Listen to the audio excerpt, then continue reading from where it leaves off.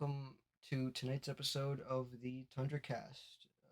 Tonight's episode 54, and I'm joined by a very special guest, Justin Bradford. He's the author of the book The Making of Smashville, and he is the host of Penalty Box Radio. What was it like writing the making of Smashville? Yeah, that was an interesting process. Obviously, it happened a while ago now. Just when I think back at the very beginning of the Peter Laviolette era with the Nashville Predators, so I mean, even a coach ago, and was approached by the History Press to write a book on the history of the team because the team was obviously trending in the right direction.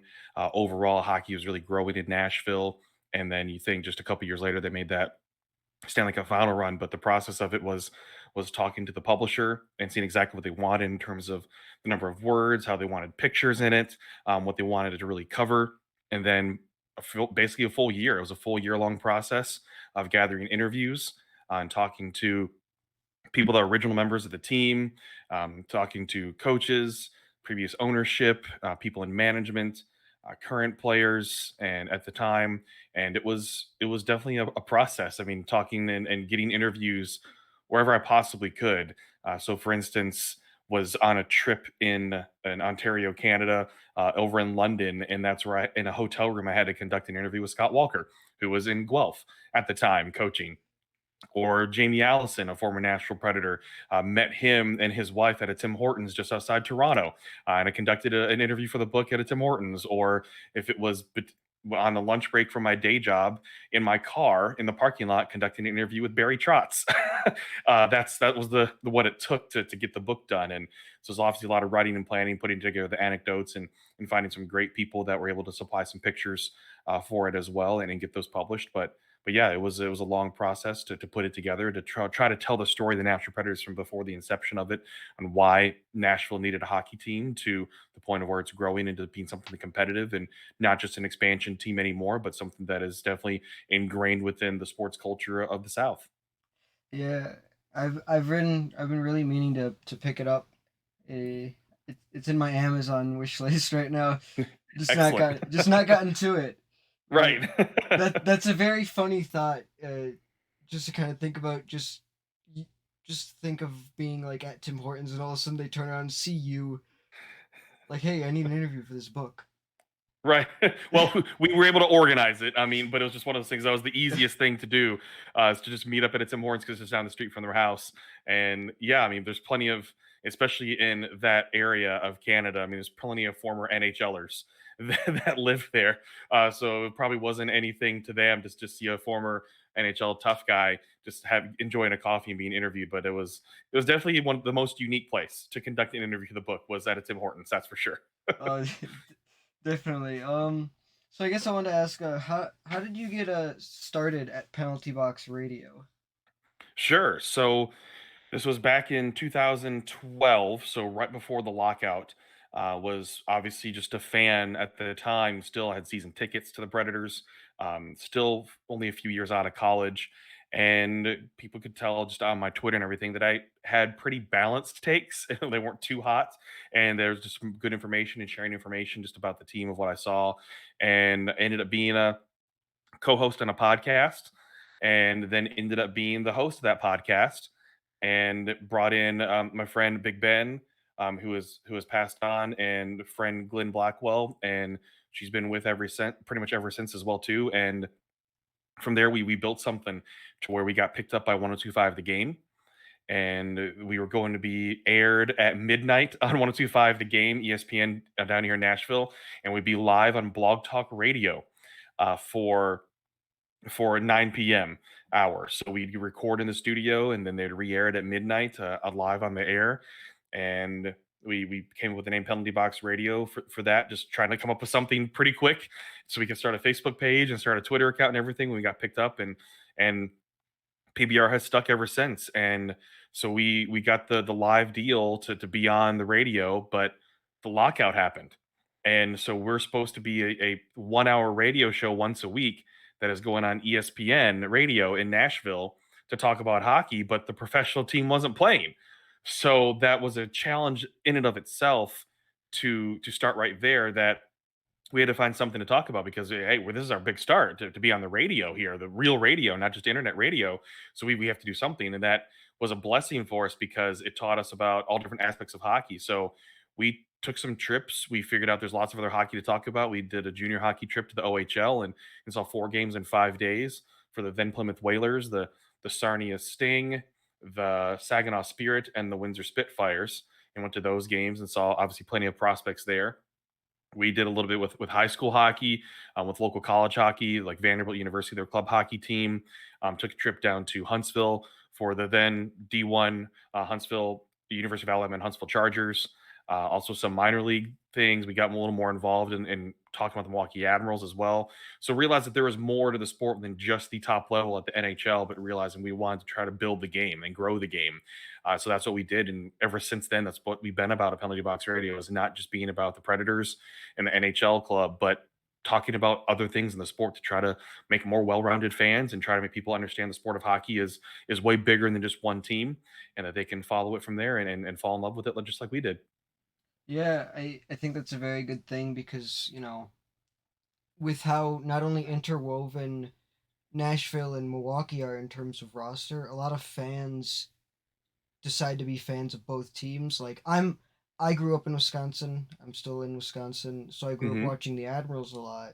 And so I was just like, well, I'll stick with the Predators since since I was an Admirals fan. And so that's how I became a Predators fan. Sure. So I think it's a good way to just like sort of like turn on your radio show and be able to not only listen about the Predators that you if you might not know much about them, but to also hear about the Admirals and other teams like what how prospects are doing in other Right. leagues and such. It opens up a great not only does it make people more knowledgeable, but it opens up a great understanding of every single league. Absolutely. And that's why we do it too, because one of the big things for us that we try to instill in our listeners and people that follow us is every year come the draft, pick one prospect from the NHL team you follow that got drafted and then follow their career. Because you never know what you're going to learn about that prospect, or it's going to be really exciting because you follow them through their journey, and it could be 4 or 5 years before they make their NHL debut. But if you're following them through their college hockey career, their junior career, or even through their minor league career in the E or the A, that it's going to mean that much more to you as a fan when that player makes his NHL debut because you've been following their journey the entire time. And it makes it so much more fun that way because it's not like they're just surprising of, oh, yeah, cool. I know the young prospect. This is neat. But it's like, this is a big deal. Been following him. Did you know he did this in the A? Or hey, he was the leading scorer in the E, or in college, you're able to accomplish this. And it's been a rough journey for them, but it makes you appreciate so much more when you're able to do that. So to all your listeners, just one of those great things to do is pick one prospect that you just know everything about in their career because it's going to make it that much more worthwhile when they make their debut and really make it a lot more fun for you too. Yeah, I can speak sort of from experience of that because growing up watching the Milwaukee Admirals and going to a lot of Milwaukee Admirals games, obviously I saw Philip Forsberg, Roman Right. Yossi, Victor Arvidsson, uh, all those guys down there, and so when I saw them first make their debuts in Nashville, I was like, this is really cool to see. Yeah. And even now, I was thinking about it, I'm like, man, Philip Forsberg is 10 goals away from breaking David or like, tying it, I guess. His Yeah. his career goals record for Nashville. It feels like yesterday I was watching him just be insane with the Admirals. So it's just a very cool experience. Like obviously not everybody can is like right next to a AHL team like I am or some fans might be. But if you can ever just go to like an AHL game or a game for not so much the NHL, but minor league games or junior games or college games, it's so fun. Even if your team doesn't have any prospects on that team, it's still fun to watch and it gives you a good understanding of the game. It truly does because in the A, especially, you're going to get a mix of some of these wily vets that just enjoy playing the game. They're not doing it for the money, but they enjoy it and hoping maybe they get one last ride. And then these young prospects that are really trying to prove themselves. And it's interesting to see that how interwoven it can be. And obviously, Milwaukee's had its fair share of that when, especially when Scott Ford was playing. That he's there playing with a bunch of these prospects and everything too, but he obviously enjoys the game and now he's a coach. for the Milwaukee Admirals too. So you see just how much he loves it and how he loves Milwaukee too to stick around and be a coach as well. So that's what makes it really cool to see in the AHL because it's different types of aspects of this game that you're seeing too, because you have a lot of young guys trying to prove themselves, but also trying to be a great team player. And you have coaches that are trying to prove themselves, maybe getting that next step. And then you have those wily veterans that are just enjoying the game and they have fun doing it there and they understand where they're at in their career too. But also just means a lot to them. So it's cool to see those aspects. Plus, minor league games, as everybody truly knows in any sport, whether it's baseball or hockey, they're truly fan centric. They want to do everything they can to make it a fun experience for the people that are there in the stands watching the game and paying their hard earned money to go and get a ticket to watch those games. So minor league games are some of the most fun you're going to have in terms of fan experience because they're doing everything possible to make sure you have a good time. Oh yeah, for sure. Uh, I went to I went to the Admirals game last night where Ingram had that 42 save shutout. Yeah, It big win. was it was such a fun game to watch. Oh, it was so fun to watch. He was making some crazy saves. Uh, but I guess sort of segueing from I, watching players grow throughout the years. It seems like Philip Forsberg is way more than likely on pace to break the goal record. How soon do you think that'll happen? While he has been on this tremendous pace since he got back, how soon do you think he will break the record in? I mean, he's getting so close. So I mean, it's gonna happen. It's gonna happen this season. All things being equal, that he stays healthy and things like that. So I can't see it not happening this season with where he's at. 10 goals away. You think he's probably gonna have a couple multi-goal games in there. And I would say there's maybe a good chance that he could do it at home. Or can you imagine because looking at this, they still have Vancouver, Dallas, Winnipeg, Washington, Carolina, Florida, Dallas. That's 1, 2, 3, 4, 5, 6, 7. 7 games for the Stadium Series. Can you imagine if he breaks the record at the Stadium Series game in front of 67,000 hockey fans? That Yeah, that would be insane. He could even do it at the. He could even do it at Pecorene's jersey Or, retirement yeah, ceremony. or there. Either of those two home games would be fantastic to have something that's memorable and a franchise-breaking record happen in either of those two crowds. But if he pulled it off at the Stadium Series game, which is very feasible, given that it's at 9 games away, or sorry, 8 games away, that's very feasible because all it takes is for him to have a couple multi-goal games, even if he goes a game without scoring, a couple multi-goal games, and he could absolutely do that. And that crowd obviously would go nuts Yeah, for him to set a new franchise goals record to break David Legwan's record, or even tie it. Either one of those, tie yeah. it or surpass it during one of those games would be pretty huge for him. Oh, it would be so awesome. I think for me it'd be more awesome just to see that happen at Pecorene's jersey retirement ceremony Hmm. because it would be like two big milestones because you get the first jersey retirement and then you get the goal record broken on the same Right. night. That'd just be so cool. But obviously both of the games would be just phenomenal for it to happen. Uh, so I guess remaining on the topic of Philip Forsberg, he's got a contract expiring, and you know, well, obviously the Predators have the cap space to extend him and such. Hmm. When do you believe that the Nashville Predators, or more specifically David Poyle, will start having talks with Philip Forsberg on contract extensions?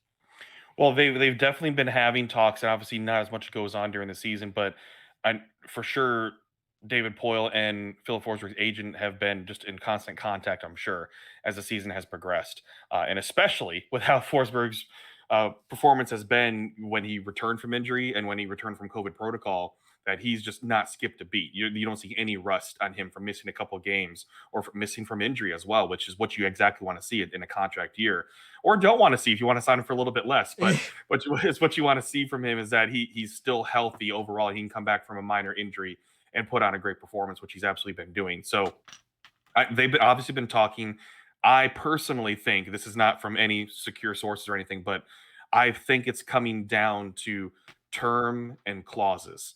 because as we all know, David Poyle does not like including those no trade or no movement clauses, but he has to. I mean, they got it in the Matt Duchene contract. I believe there's a modified one in the Yossi contract that's going to kick in, and he's going to have to for Forsberg. He's going to have to include some sort of no movement or no trade clause. But I really think the money's there. There's plenty of cap because they moved Arvidsson and moved Ellis that they can re-sign him because they got Ekholm done before the season started. They can sign him for pretty much probably whatever he wants and what he probably get in the open market. But it's going to come down to term, whether it's he wants a 3 or 4 year contract just to kind of get through the hump and maybe get another contract to close his career, or he wants an 8 year deal to close out his career. That'd be the career ending type of deal, even though he probably could do a 1 or 2 year after that, depending on how he's feeling. So that's what I truly think it's coming down to is term and clauses and not the money. I don't think money is an issue for the Predators right now because they will have cap space for it, even though they're going to have to resign some other guys. But I think what bodes well for this team right now and for Forsberg staying is their performance right now. Is that I think if they were kind of fluttering where a lot of us thought they would be, which is be in the gray area, that it might not bode as well. But with the way this team's performing, with Matt Duchene performing, with Ryan Johansson up to snuff, with Mikael Granlund, and then Justus Saros even as well too, plus some of these young guys with depth scoring, it's looking like the team could truly reopen, like fully reopen its window in maybe a year or two instead of waiting 3 or 4 years. And that's got to be pretty sexy to Philip Forsberg as well to think, oh, well, maybe there is a shot that I could win a cup in the next few years in Nashville because there looks like they're rebounding a little bit faster than everybody thought they would too with his performance. So I think all those factors are going into play. And obviously, the agent and David Poyle are utilizing all those factors in multiple ways to try to see what they can do to get a deal done because I cannot imagine this team going through another Ryan Suter situation where they don't re-sign him. They use him as their free agent pickup, basically, which is what they described Mikael Granlund being. And then hopefully he resigns in the offseason because he won't.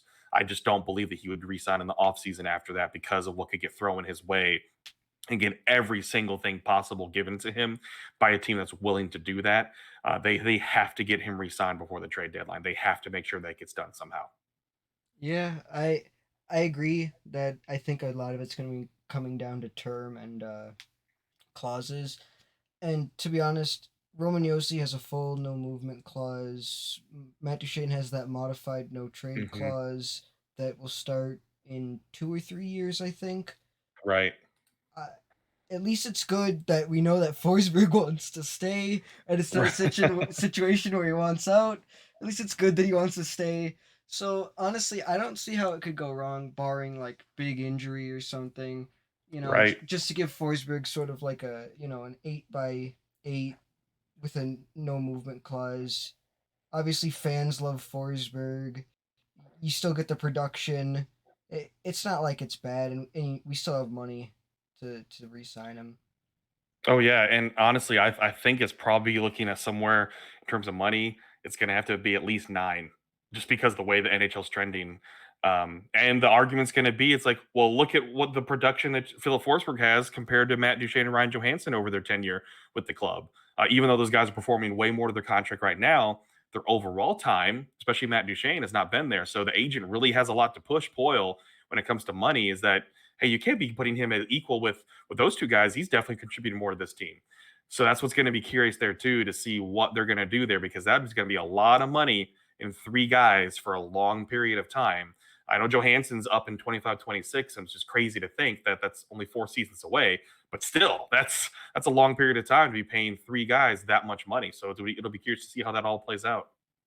Yeah, that would be very curious. The good news is if we do give Forsberg around $9 million per year, we would still have, because he's already on a $6 million contract, that would be a $3 million increase. We'd still have around $20 million in cap space. Hmm. So that gives us a lot of flexibility. It's not like we used to be where we're just pressing on the ceiling squeeze trying to squeeze that extra dollar out. It we have a lot more flexibility, thanks to the Ellis and Arvidsson trade, which I guess I would kind of like to talk about next.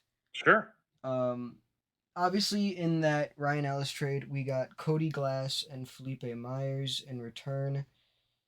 Cody Glass has been pretty good in the AHL. He obviously needed AHL time. We won't. Nobody's going to argue that he needed AHL time. But the what I would like to ask is, Felipe Myers hasn't been exactly what anybody thought he was going to be when we trade for him, Hmm. and especially he's got a contract expiring, and honestly, with Yossi, Fabro, Ekholm, Carrier, Benning, Borvietsky, and then everybody we have in the AHL right now, Hmm. do you think the Predators should try to move Felipe Myers to like in a trade? We'll see. I don't think there's much of a market for Philip Myers. That's the problem too, and he hasn't definitely has not panned out where I think people kind of expected him to. And it's not like I don't think anyone thought he was going to be the replacement for Ryan Ellis because he certainly was not meant to be that. He was meant to be more the depth defenseman who, being his age 25, could still work his way up and maybe play on the second pairing, but definitely is meant to be a third pairing type of defenseman that helps recoup a little bit from losing Ryan Ellis. But he's only played 19 games this season, and that's not good enough. And I know it's been talked about with head coach John Hines to where they basically have said that he's just not where he needs to be for it. So it's been very curious given the rest of the defensive core. And I mean, luckily they have not been playing Ben Harper as much because Ben Harper should be in the AHL and he would flourish, I think, in the AHL. He does not need to be with the NHL squad.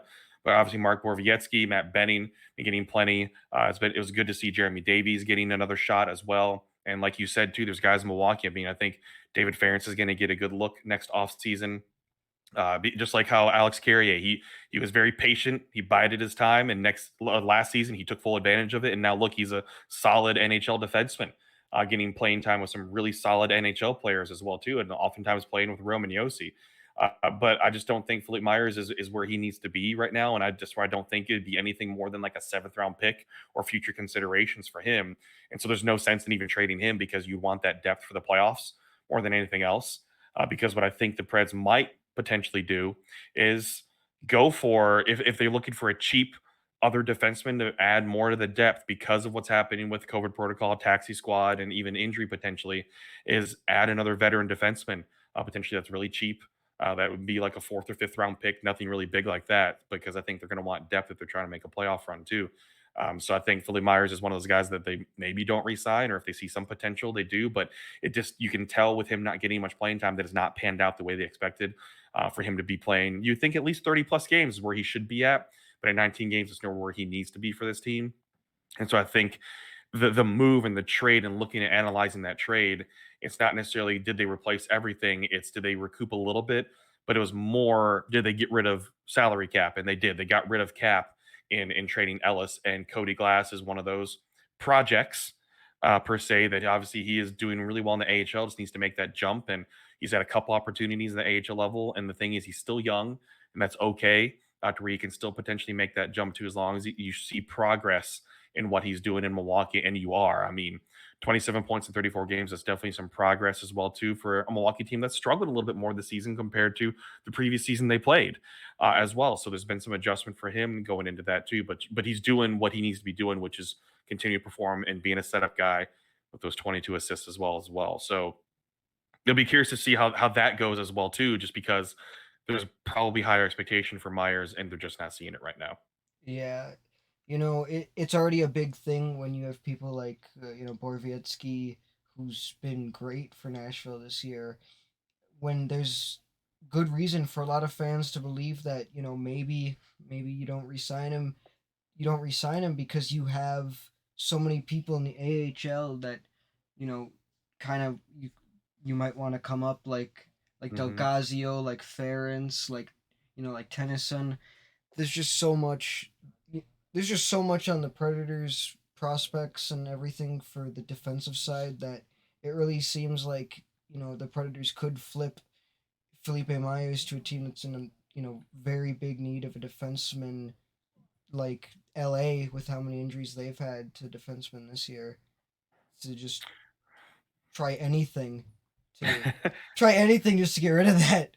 Right, right. I mean, there's potential for sure. It's just if they do, then it's just because they're just cutting ties more than anything else. They're Yeah, like, let's not even worry about just letting it expire. We're done with you more yeah. than anything else. It's just like no, just just like I think maybe Felipe Myers could do with, at least try him some more playing time.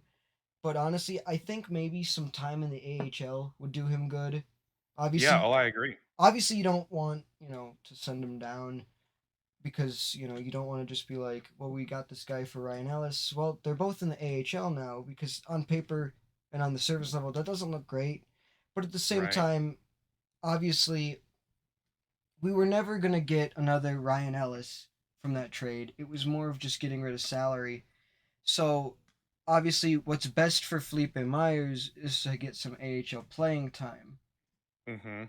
So maybe he goes down to the AHL, but I don't know how the Predators can get him going. Other than playing time, that's about it. Uh, So it'll take another injury is what it seems like, and that you mean you don't want that to happen. yeah, no. Uh, but yeah, I mean, I guess on to all of the just amazing young talent that the Predators have had this season, and kind of feels like they've had the past couple seasons, and that's really been the big thing for them. Um, Obviously, one of their best rookies, Tanner Jeanneau, Mhm. who is making a very good case on, well, at least to a lot of Predators fans, he's making a very good case on his Calder legitimacy. But do you think that the NHL and writers in general will show Tanner Jeannot some Calder recognition? That's a good loaded question, right there. It's it's been curious to see how the rest of the league has responded to Tanner Jeannot's kind of coming out party this season with showing the what he is, what type of player he is as a power forward too. That's very physical, but also can pop the puck in the back of the net. And I think is if he continues to be fairly consistent with getting a goal here and there and continuing to be very physical, that he's you can't not talk about him if he continues that trend because he's been at the top of rookies in terms of goal scoring, not in points, but in terms of goal scoring. But he's doing that and accomplishing that without getting power play time. And that's huge because it means he's not playing protected minutes and getting points. He's playing against typically some of the tougher opponents. He's playing usually on the bottom six or even on the bottom line. And so he's having to start in the defensive zone way more than any other rookie, and that right there is putting him at the bottom half of the potential to score when you're having to start in the defensive zone all the time as well. So all those little things start creeping in when you start seeing what he's been able to perform. But when you see highlight reel goals from Trevor Zegras, or you see what Moritz Seider's been able to do with Detroit, and those are Lucas Raymond, it's going to make it difficult for him to win, but he absolutely should be in the discussion 100% because of what he's been able to do with what he's been given more than anything else. And I think he's getting closer because some of these mock awards now at the half season mark have come out, and obviously he wasn't in the top three, but he was in the others receiving votes. Like so, basically, he's finishing fourth. So it shows he's still trying to push his way into the conversation.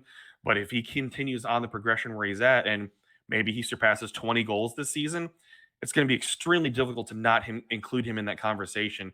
Where as a rookie, he could potentially be at the 20 goal mark, and it's very doable. He's at 13 right now with just under 41 games left to go. He could absolutely pass the 20 goal mark and potentially get to past the 40-point mark, which would be really good for a bottom six forward that doesn't get power play time to pass 40 points for the Nashville Predators. That'd be pretty impressive, and it'd be really hard to not include him in any sort of discussion for Rookie of the Year. Yeah, I think this is the hardest year for obviously anybody to get the Calder because you have the human highlight reel known as Trevor Zegras. You have Moritz Seider and Lucas Raymond just being inhuman and doing everything. And then you have Tanner Jeannot, who will not only score on you, but he will also make you have to visit the dentist.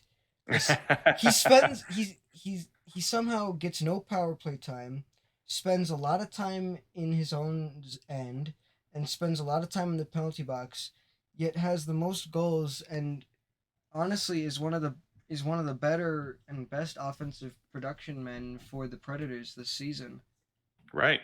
Yeah, and he paves the way for so many guys as well too by being able to be physical because he is a player that other teams have to prepare for now. That's the thing. They have to prepare for him and his presence on the ice and be aware of where he's at. And it's not like he's a dirty player. You just have to be aware of his physicality because he's going to be able to plow the road to make room for other passing lanes or shooting lanes to open up. Plus, he has some speed. I mean, he's pretty fast for a big dude as well because he had plenty of breakouts and breakaway opportunities as well, just coming out of the box. So that's what makes him a special player because he has some intangibles out there too by being able to be a power forward that can hit you as well as score on you because that's the evolution of the power forward and of the guy that can throw punches is that they're not just out there throwing punches, they're scoring, and that makes it really dangerous and hard to prepare for. Yeah, you just it's the one thing you don't want to see as a defenseman is a giant freight train coming at you. Choo choo. He's either gonna run you over or he's gonna put the puck behind your goaltender. Right. You decide which one's worse. Yeah, And exactly. but I think that's been a very defining aspect of the Predators this season is just big physical guys who and even guys who aren't even big but are willing to just, block shots, throw punches, throw hits. And it's not like any of our players are explicitly dirty. The most underhanded player we have is Nick Cousins, and that's just because he's kind of a pest. But but Yeah.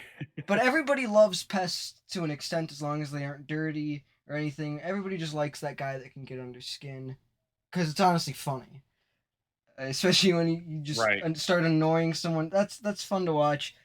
But it's just guys who are just willing to lay it all on the line just to get that one blocked shot. Yeah, it's they have guys that are willing to be difficult to play against and pester, and that's what the team's been trying to angle towards the past 2 seasons is to be more difficult to play against. We said it how many times, the John Hines said it how many times, players said it how many times that it'd be more difficult to play against, and then they find this diamond in Tanner Jeanneau, an undrafted player, and are able to get him signed and bring him in. He's been part of that, but then you also add, like Nick Cousins, adding him in. Then you have someone that's been through the system with the Predators, Yakov Trenin, as well, who is a freight train out there, the way he skates like a tank. But then you have other guys like Colton Sissons, who's difficult to play against. Luke Cunnin has also been out there being able to mix it up. You have plenty of guys in the team, not even including Mark Borowiecki or Matt Benning, who Borowiecki just doesn't give a crap who you are. He's going to go after you and take care of business. But they're all willing to sacrifice their bodies a little bit to be difficult to play against. And that's the difference in this team and the swagger that they have this season compared to the previous 2 seasons is they do have a swagger about them that they're mixing it up a little bit. And we all know even some of the star players that they can use their body and be difficult to play against if they choose to. Ryan Johansson can be a puck possession king because of his arm span and his big body. And when he chooses to be, and when he chooses to be, that's a different level. Same thing with Philip Forsberg. We've seen what he's able to do. We saw what he did against Vegas and what he did and when he was able to chip the puck to himself and get his way around the defender and pop the puck in, it was beautiful because he used the physicality of his body to get around, and that's difficult to play against too. It's not just grinding in the corners and the difficult areas or any other cliche statement. It's what are they able to do to make it difficult with their physicality and using their bodies for the betterment of the team, and so many guys in this team do that now, and you didn't see that happening that much before. Yeah, I think obviously, well, with we have like a lot of even the bigger like forwards that you want to be point producers, are very good at handling puck. Obviously, Philip Forsberg has just magic hands and is able to somehow control the puck no matter what. And then you have Ryan Johansson, who when he wants to be, he can just hold off everybody. And I'm pretty sure in a quote he once said he had long orangutan arms. Uh, I think so, but Yeah. I think a big defining moment for the Predators that gave me just like the most hope when watching this team so far this season is when I saw Mikael Granlund, who you wouldn't expect to be laying down to block shots or anything. When I saw him fly from from the other end of the ice, the offensive zone to the defensive zone and block a shot without even thinking, and that was just like Mhm.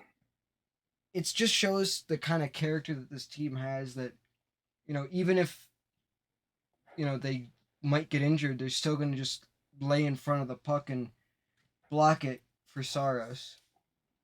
Yeah, and that's what you see. It's that different type of swagger that this team has right now too. That you can tell the locker room is different, and it was needed. And it's not saying that either any person was a locker room cancer or anything like that. They just needed a kick in the pants to change the attitude and change the feel and the makeup of the team, to have some young guys pushing them, and they've truly needed that. And they've talked about that plenty of times too, is how they needed that extra push, and they needed people out there that weren't lazy, that were going to push the older guys to get better. And not that Mikael Granlund was ever playing lazy, but you can tell there's that extra oomph of swagger out there and just energy when you see him making plays like that too. You know, he's definitely finding his comfort zone. It took a while, but he shows he belongs to this team, and he's a difference maker on this team. And there's a reason why he wears the A now too. Yeah, I think I think giving him the A was the correct move. Obviously, not seeing Ryan Johansson with it is a bit weird. It's a bit odd to see after so long, but Right, Mikael Granlund was definitely deserving of it, even though like it seemed for a long while that we might not even sign him again, but it was definitely the right, right move. And I'm glad that we signed him for more than just 1 year because with this type of right. year, it would have been very difficult to get him re-signed. But yeah, the Predators have been extremely successful this season. Uh, what do you think that the Predators need to stay successful and stay winning? I mean, more than anything, it's just keep doing what they're doing right now, which is being extremely competitive, playing physical hockey, being creative out there as well, maintaining their places where they are in special teams, which is top 10 in the power play and top half in the penalty kill. Those are extremely important too, especially in the playoffs. Is you have your special teams at least be average. And that was what they struggled with for so long, was having a power play that was at least league average. I mean, you don't have to necessarily be in the top, but to be league average is very important. And the difference it could make with how many 1 goal games they probably lost last year, and what difference it could make in any year as well too, especially come playoff time, to be good at special teams. So we're seeing creativity on the power play. We're seeing a solid penalty kill effort right now. Saros obviously is going to be the guy that, if they're going to be any sort of successful, as it has been for like the past decade, it's going to start in the crease. And if they're strong in the crease, they have a chance to win every single game. And Saros has been playing that way last season, where he basically dragged them into the playoffs and said, "No, we're going." As well as this year, to where he has been solid for them and giving them a chance to win every single game that he's in after what, a slow start of 2 games. Basically, he's been solid so far this season. So he's got to be impeccable. And then Philip Forsberg continues on his pace. Matt Duchene continues as well. This team is extremely competitive right now. And I'm not saying that they should be a cup favorite or anything like that, but they can be trouble for a team in the playoffs because they're playing without much to lose. And when I say that, because the expectations weren't there, and when they can play like that without expectations, it helps keep that mentally off your mind, that they're not expected to go win the cup. They can go out, they can have fun, they can just play hockey and do that. And then the other thing is keep using the young guys. Make sure the prospects are getting ice time. Keep building them up to make sure that they're going to be successful. Call guys up from Milwaukee when you can and give them opportunities, because the only way this team is going to be successful is if they have a good mix of veterans, guys that are signed to like 2 or 3 year deals, and those guys in ELCs that can play outside of their contract at their wits end and just overproduce from their contract. That's, you see every Stanley Cup team that wins pretty much has that mix of guys in all 3 levels. Whereas the Predators had a bunch of veterans on contracts and a couple of those middle contracts, so they didn't have many guys that were young in ELCs. You got to have some of those guys to have some good proper balance, and I think they're well on their way there too. I mean, they showed some really good signs of progression over this season, and even last offseason, that they're willing to make some moves to try to get better and rebuild on the fly, and it's going a little bit faster than I think anybody thought it was going to go. Yeah, especially with how the roster's been. I mean, the only thing that I really have a problem with is, not trying to hold anything against Michael McCarron, but I think Thomas Novak was doing a lot better on that fourth line with Tomasino and Cousins. Obviously, McCarron's been a good option down there too, but I think if you just want a little bit more offensive production, you go back with Novak. Hmm. But yeah, the Predators didn't have any expectations this year, and that makes and teams without expectations or anything to lose are scary. They are. They very much are, and that they could be the team that maybe doesn't win the cup, but they could, get a good win in the first round and surprise people. And that's what's scary. Like you said, those are the types of teams that can be very scary to play against, because you could have one other team completely overlooking them, and then all of a sudden, bam, they beat you in a series. You're like, how did Yeah, we get here?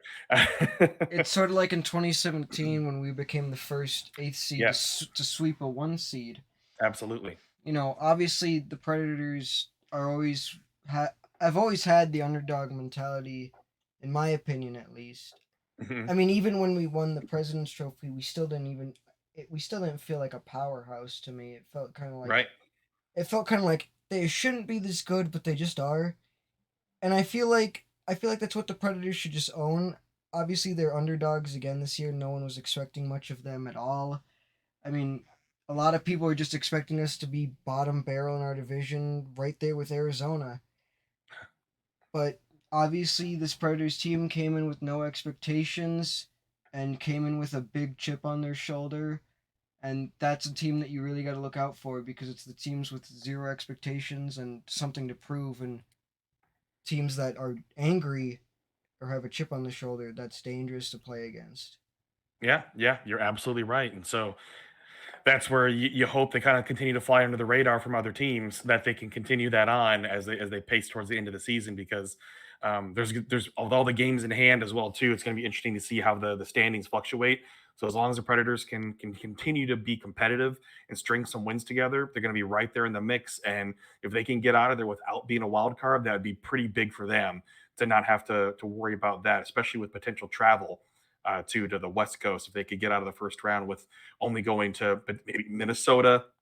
Colorado's still a little bit of a haul, but nowhere near as bad as going to like Vegas or something like that. Would be very helpful for them. That's for sure. Yeah, for sure. Another question I have is we picked David Riddick up to be our backup because Conor Ingram was a bit of a iffy choice after just getting out of the player assistance program. He sort of lost sort of his game and was having sort of trouble getting it back with the Chicago Wolves last year. So it made sense to sign David Riddick. However, Conor Ingram has gotten his game back, and at this point, it's becoming undeniable. I'll just read up a little bit of stats. So this past week, he's played 3 games. He's got a 3-0 record, a .33 goals against average, a 989 save percentage with 2 shutouts, and in the month of January, he's 7-1-1, a 1.97 goals against average, and a .937 save percentage with 3 shutouts.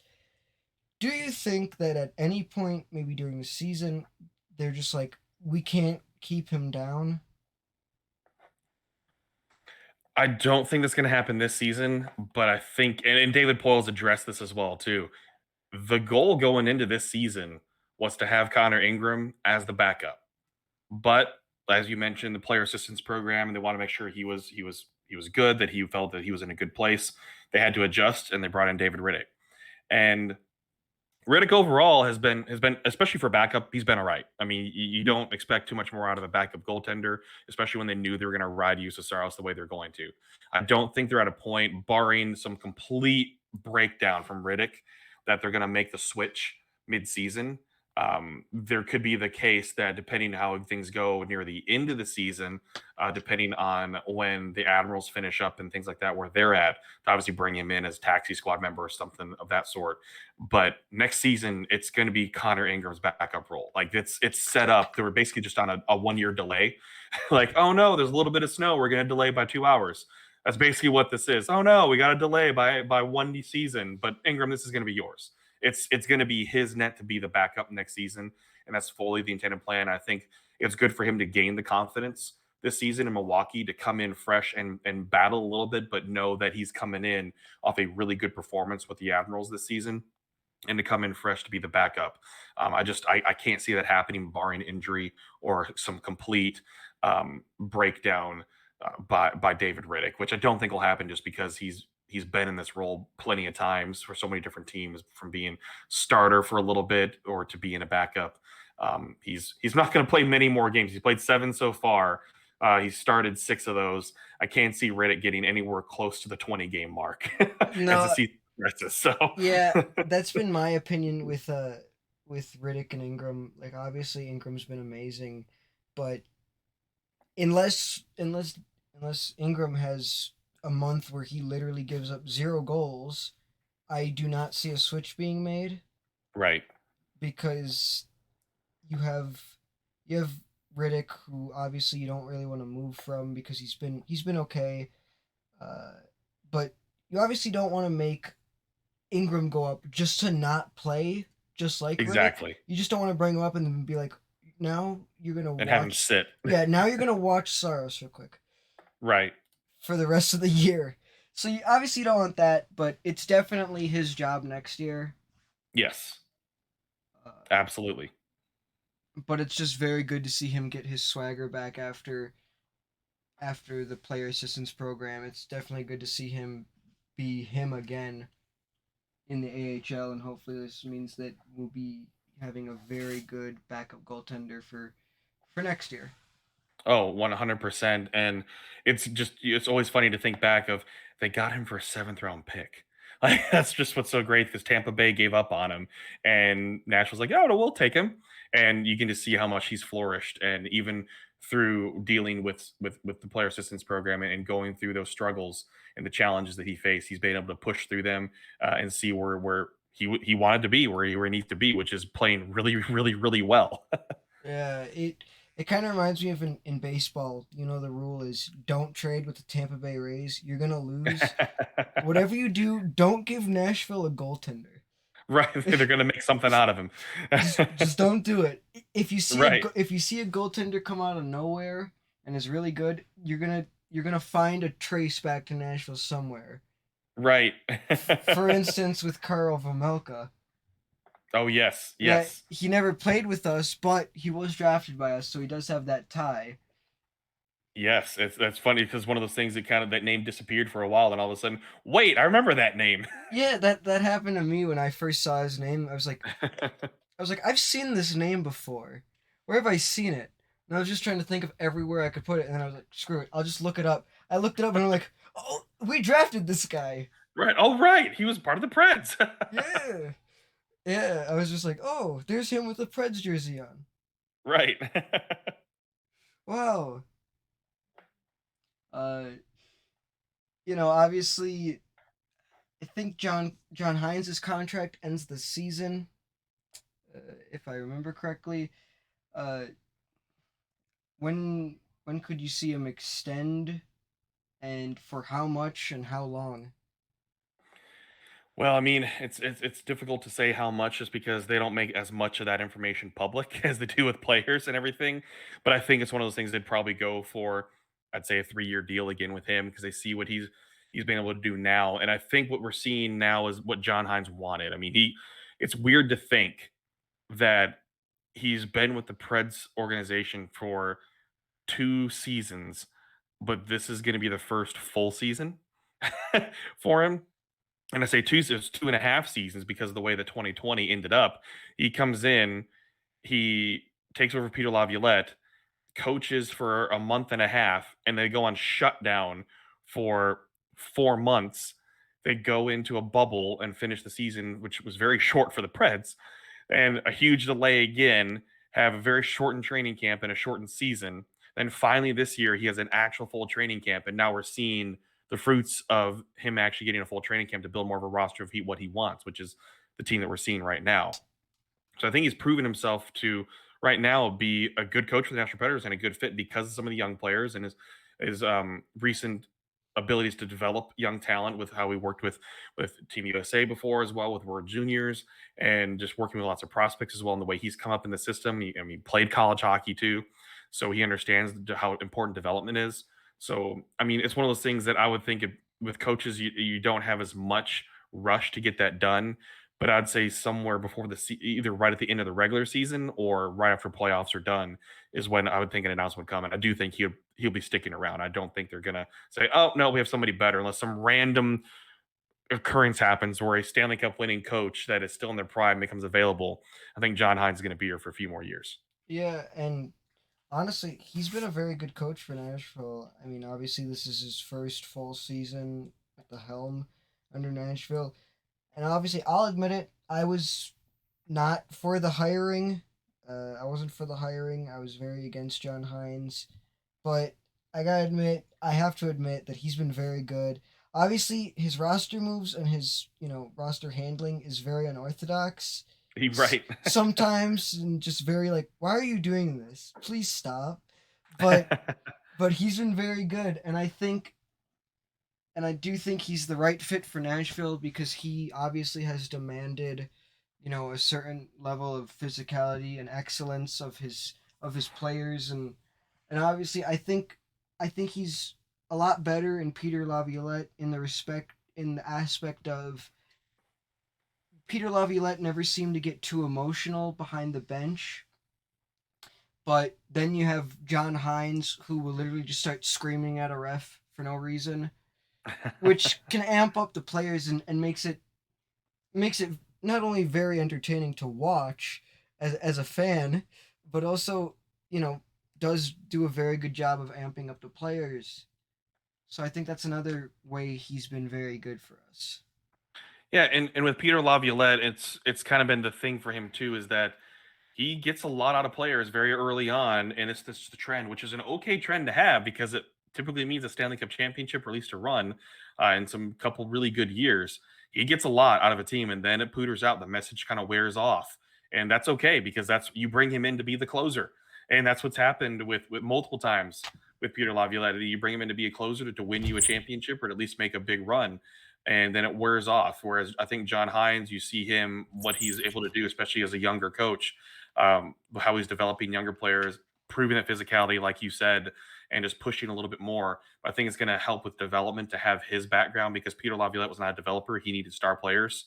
And you see when the Predators had star players going, like a PK Subban, and you have Roman Josi, Philip Forsberg, all those guys rolling, even Ryan Johansson in the playoffs, you're able to roll pretty well by having all those guys playing to their top performance level in the playoffs. That's how they want to make that run as an eighth seed, is they were able to click it at the right time with Peter Laviolette under the helm. You could see that happening. I mean, when they lost to San Jose in the playoffs, you could see, okay, next year they're going to be back here or make another run.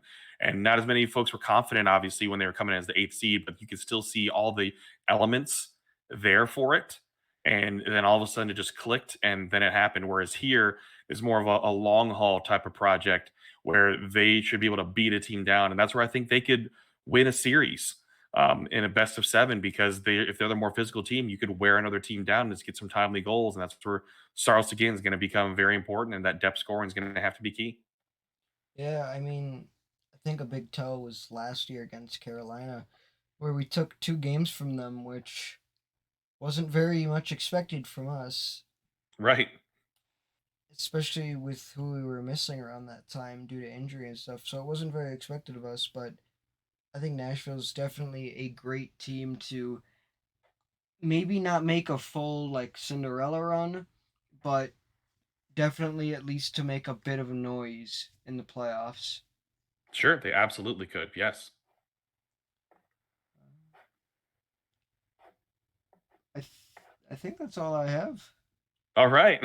Well, I appreciate it. Appreciate you Yeah. asking me. Tonight's episode of the TundraCast. I hope you enjoyed it, and I would like to wish a very big thank you to Justin Bradford.